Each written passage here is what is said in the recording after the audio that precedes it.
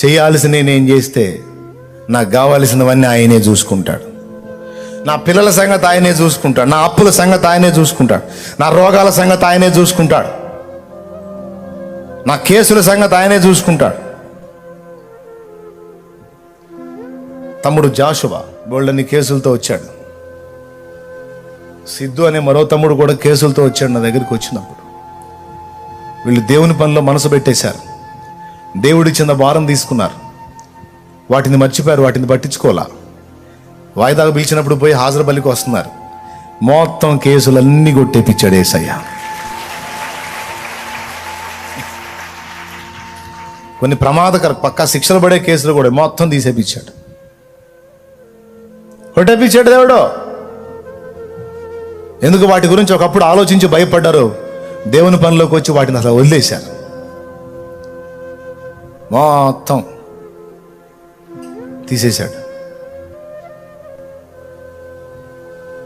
నేను అది చెప్తుంది, ఆయన తీసేస్తాడు. దాని గురించి అంతసేపు గందరగోళం అయిపోయి నువ్వు జుట్టు పీక్కోవాల్సిన అవసరం లేదు.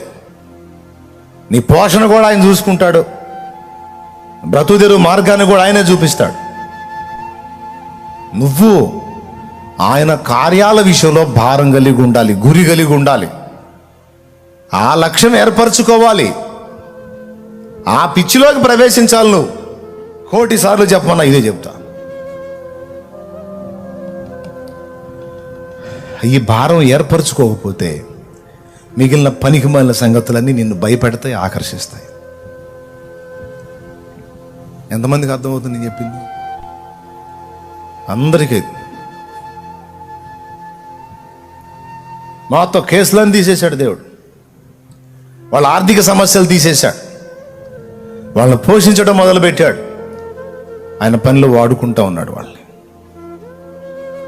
మీకు అందరికీ చెప్తున్నా, పిల్లల్లాగా, చిన్న పిల్లల్లాగా, పిల్ల చేష్టల్లాగా పొద్దుస్తమానం నా అప్పులు, నా తిప్పలు, నా నొప్పులు, నా బాధలు, నా ఇరుకులు, నా ఇబ్బందులని పిల్లల్లాగా వాపోవద్దు. కాస్త ఎదిగిన పెద్దల్లాగా మెయింటైన్ చేయండి, అలవాటు చేసుకోండి, డిగ్నిటీగా ఉండండి. గాలికి కదిలిపోయేది రెల్లు, పెనుగాలి కొట్టిన కదలంది రాయి. రెల్లు కాదు, నువ్వు రాయివిగా మారాలి. ప్రభువు స్తోత్రం, హల్లెలూయా. దైవజనులో కూడా చెప్తున్నా, భారం పెంచుకోవాలి, లక్ష్యం ఏర్పరచుకోవాలి, పట్టొదలి పెట్టకూడదు. చేతగానోళ్ళలాగా, చేతగాని అసమర్థుల్లాగా, దద్దమ్మలాగా పట్టు వదలకూడదు. పశువుని చూసి పాఠం నేర్చుకోవాలి,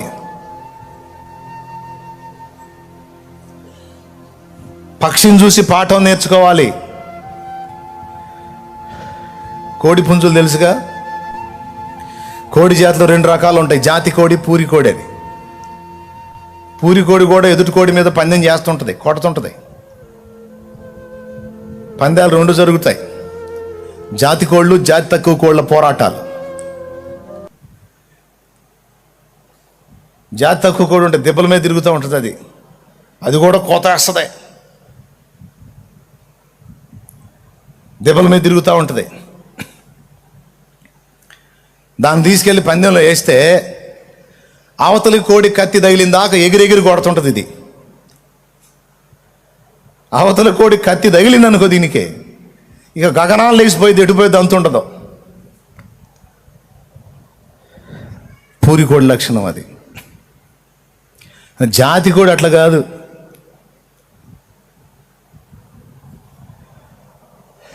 దాని జాతి లక్షణం తెలుసా? గాయం తగిలే కొద్దీ రేగిద్ది, 2 చంపనన్నా చంపాలా, ఎలలో చావనన్నా చావాలా. వెన్ను చూపి పారిపోవటం, లక్ష్యాన్ని వదిలిపెట్టి దద్దమ్మలాగా పరారైపోవటం దాని చరిత్రలో ఉండదు. అందుకు అది జాతి కోడి. దైవజనుడా, దేవుని బిడ్డ, నువ్వైనా ఒక లక్ష్యాన్ని ఏర్పరచుకొని దాన్ని సాధించిన దాకా, దాన్ని చేరుకున్న దాకా మళ్ళా వెనక్కి తిరగకూడదు.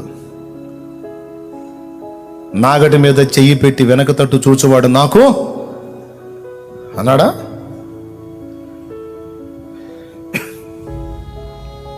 గుర్తుపెట్టుకోవాలి. ఎద్దుంది, బండలాగుడు పోటీలు ఉంటాయి. ఒక ఎద్దును చూశాను. మా నాన్న చెప్తాడు ఒక స్టోరీ. ఎద్దు మెత్తబడిందంట. ఒక ఎద్దు, 2 ఎద్దుల మీద బండలాగుతున్నాయి. ఒక ఎద్దు మెత్తబడింది. రెండో ఎద్దు మీదకి నెట్టాడు బరువంతా. పశువు అది నోరులేంది. వాడితో మాట్లాడాడు. ఏయ్, దాని పని అయిపోయింది, ఇక నువ్వు లాగాలి, బరువు నీకేస్తున్నా, ఆగావా నరుకుతాన్ని గండ్రగోడలు తీసుకున్నాడంట. చావనన్నా చావాలా లేదా గెలవనన్నా గెలవాలి, రెండే. ఎద్దుతో మాట్లాడాడు యజమానుడు. అవతల దాన్ని బరువంతా దీనికేశాడు. ఏదో కాడికి సపోర్టుగా దాన్ని అడ్డం పెట్టాడు. చెన్నా కోల తీసుకుని అదిలిచ్చాడు. ఆ బండ సదరంగా నేలకు ఆనుకొని ఉంటుంది. బండ ముందుకు సాగాలంటే ముందు బండను పైకెత్తాల ఎద్దు. మోకాలేసి గుద్దితే ఆంతున అలా లేచిందంట బండ. ఇక అలాగా మొత్తం బరువు ఇదే. లాగి లాగి లాగి లాగి లాగి లాగి లాగి లాగి తిరగాల్సిన రౌండ్లన్నీ దాన్ని ఊరకు అడ్డం పెట్టి ఇదే తిరిగి తిరిగి తిరిగి తిరిగి పందెం కొట్టి పెద్ద ఒక అరుపరిసి అలాగ పడిపోయి చచ్చిపోయిందంట.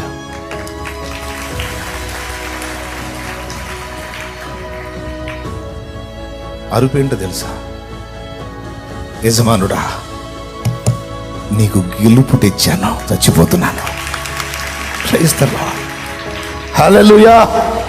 యేసయ్యా, నీ నామాన్ని మహిమపరచు. ఇదిగో ప్రాణం వదులుతున్నానయ్యా అని వదలాల.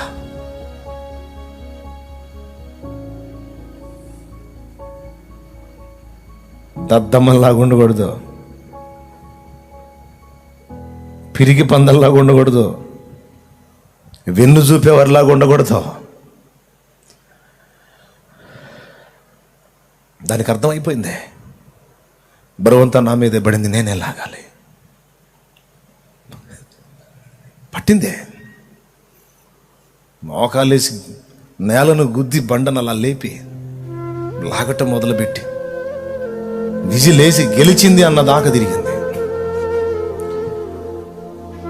పోయి అలాగా దాన్ని పట్టుకున్నాడు, పడిపోయింది, కేకేసి వాలిపోయింది. యజమానుడు దాని మీద పడి పెద్దగా ఏడ్చాడంట. పందెం గెలిచింది, పందెం వచ్చింది కదా, ఇంకెందుకంటే కాదురా, నన్ను ఘనపరచడానికి దాన్ని ప్రాణం పెట్టిందిరా ఈ ఎద్దు. నా మహిమ కొరకు, నా ఘనత కొరకు దాని ప్రాణాన్ని పెట్టిందిరా.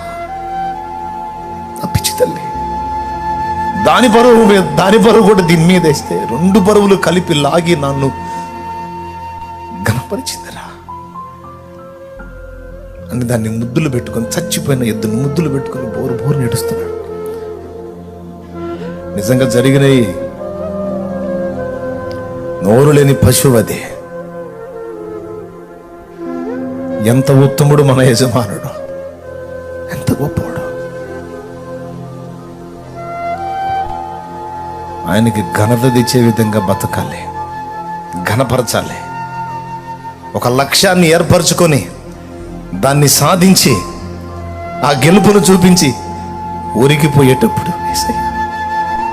యేసయ్యా నిన్ను మహిమపరిచా, నీకు గెలుపు తెచ్చా, నిన్ను ఊరేగించా, నీ నామాన్ని వేలనోళ్ళు కొనియాడేటట్టు చేశా. ఇదిగో ఇక ఒరిగిపోతున్నాను తండ్రి అంటే నిన్ను ఎదుర్కోవటానికి ఆయన తండ్రి కుడిపార్శ్వమందు లేచి నిలబడతాడా?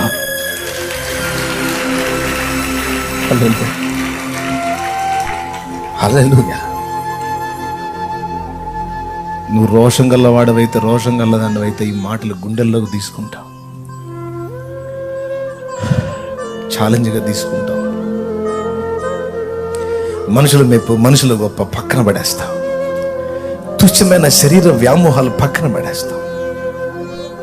అల్పకాల పాపభోగాలు, నేత్రాశ పాపాలు, శరీరాశ పాపాలు, జీవపుడంబాలు ఇచ్చి అవతల కొడతావు.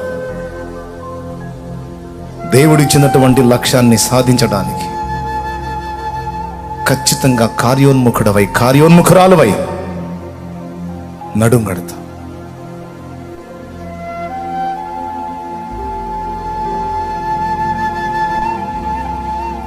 కోడి పందెం గురించి చెప్తాడు మా నాన్న.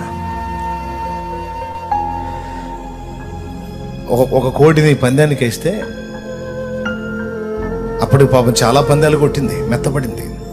దాని పొట్టకు తగిలి పేగులన్నీ బయటపడ్డాయట. అవతల దాన్ని కత్తి తగిలి అయిపోయింది పందెం అని అందరూ కేకలేస్తే ఆ కోడి గల్లవాడు, అయిపోలా, నేను ఒప్పుకోను, నాది ఓడిపోలా అని దాన్ని అలాగ పైకెత్తి ఆ పేగులు మొత్తం మళ్ళీ లోపలికి వేసేసి దాని చర్మాన్ని రెండూ కలిపి పిన్నీసులు 4-5 పెట్టేసి మళ్ళా పందానికి వదిలితే అంత దెబ్బ తిని కూడా పురుకుతా పోయి ఎదురొచ్చే దాన్ని ఒక్క దెబ్బ కొడితే దీన్ని కత్తి దాని గొంతుకు తగిలి అది ఎగిరి పడిపోయింది. అక్కడ అది అటు వాలిపోయింది, ఇది ఇటు వాలిపోయింది. దీనికి రక్తం పోతుంది. చూడు దాన్ని పట్టు చూడు, ఎంత పక్షి, ఎద్దు, పశు. యజమానుడికి న్యాయం చేయటం కోసం అవి అంకితమైన తీరు చూడు. కోర్సు కోడి జాతి లక్షణం అనుకుందాం, కానీ ఎద్దును చూడు. మనం ఆలోచన చేద్దాం. కొంతమందికి ప్రార్థనా భారం పెడతాడు, కొంతమందికి సహోదరుల భారం పెడతాడు, కొంతమంది కొత్త వారిని రక్షణలోకి నడిపిస్తే, కొంతమంది రక్షణలోనికి వచ్చి జారిపోయిన వారిని కాపాడేటువంటి బాధ్యతలోకి వస్తారు. గలతీ పత్రిక 6వ అధ్యాయం చూస్తే ఆ మాట మనకు దొరుకుతుంది. 1వ వచనం నుంచి చదివితే త్వరగా.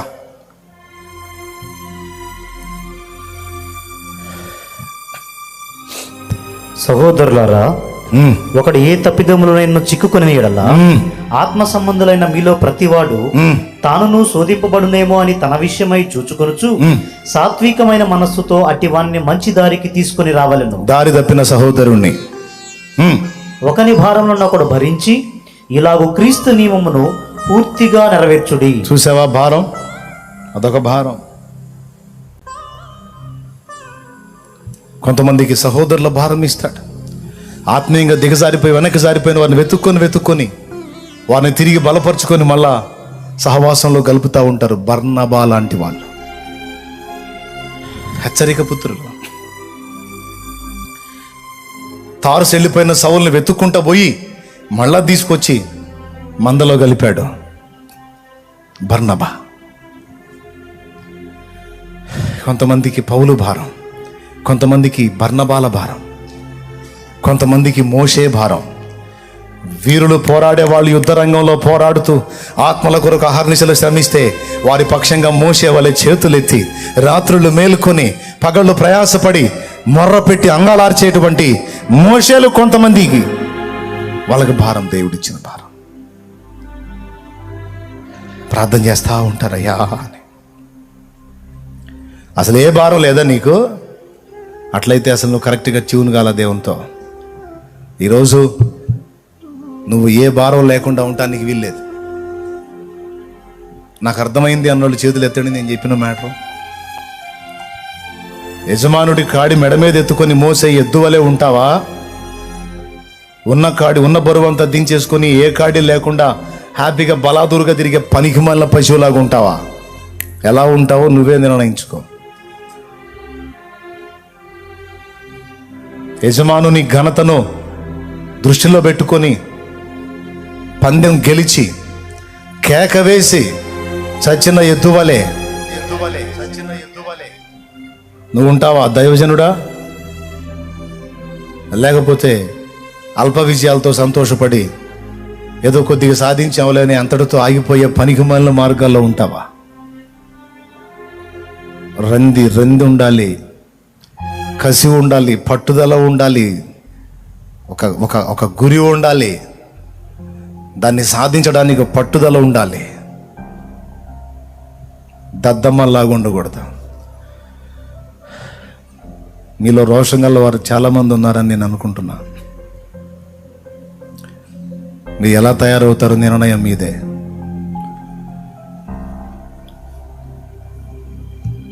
యేసయ్య చెప్తున్నాడు, నా భారం మీ మీద ఉంచుతా, మీరు నెరవేర్చాలి. ఈరోజు అడుగు, మోకాళ్ళు వేసి నన్ను క్షమించయ్యా అని అడుగు. ఏ భారం లేకుండా, ఏ గురి గమ్యం లేకుండా, ఏ లక్ష్యం లేకుండా పైపైన భక్తి చేస్తున్నాను. సిగ్గొచ్చింది, నన్ను క్షమించు. సాధిస్తాను నేను కూడా. ఏర్పరచుకుంటా ఒక గురిని నేను కూడా. వాడబడతా. యజమానుడా, నీ కొరకు నమ్మకమైన పశువు వలె, నమ్మకమైన ఎద్దు వలె నీ కొరకు శ్రమిస్తా. నీ పనిలోనే కన్ను మూస్తా.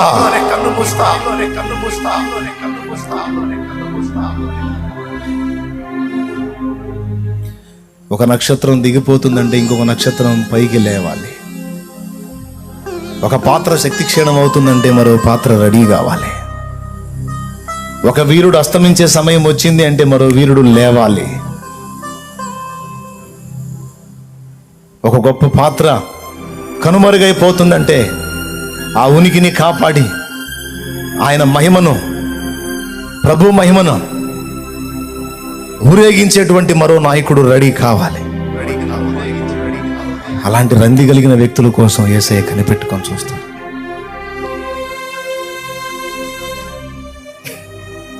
ప్రార్థన చేద్దాం. మోకాళ్ళ మీద రండి.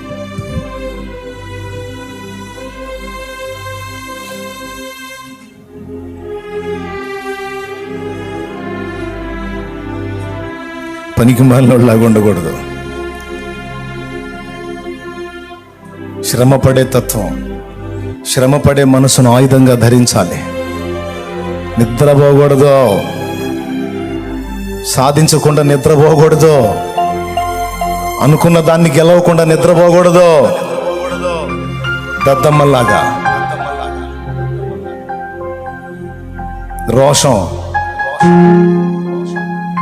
రోషం తెచ్చుకోవాలి.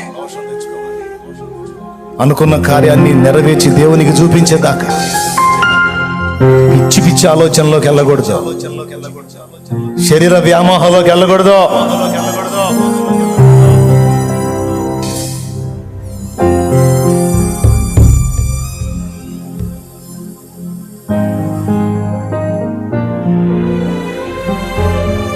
గుర్తించాల నిన్ను. ఎద్దు మెత్తబడ్డప్పుడు పందెం విరమించుకోవాలి అతను. రెండవ దాని సామర్థ్యం తెలుసు అతనికి.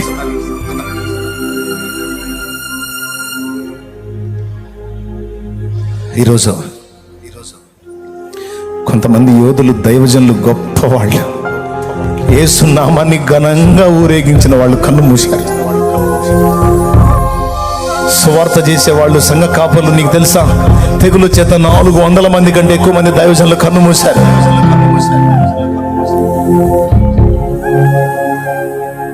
లేవాలి నీలో దేవుని కొరకైన అగ్ని ఆరాటం.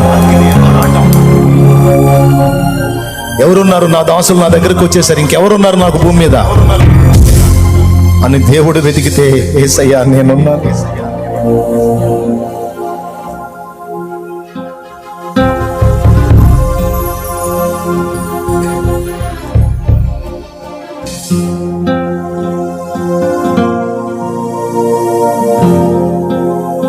ప్రార్థన చేద్దాం. అడుగు దేవుణ్ణి, భారం ఇవ్వమని అడుగు. నిర్లక్ష్యం చేసినందుకు క్షమించమని అడుగు.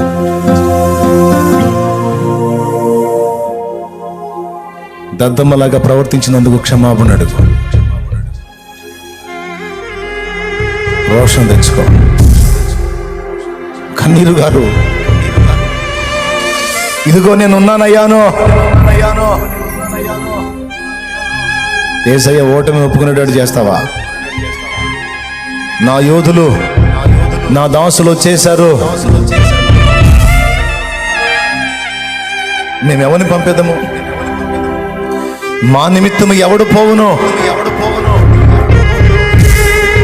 అని ఆయన వాపోయేటట్టు చేస్తున్నావా?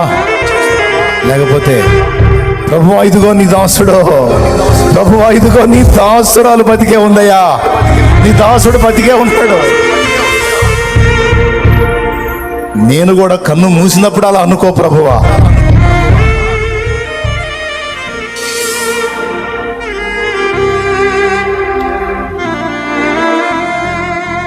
ప్రార్థన చేద్దాం.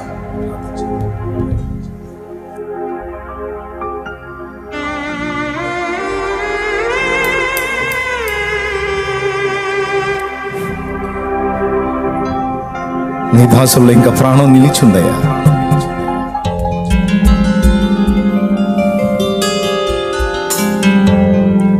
నీకు ఓటమి లేదు ప్రభువా.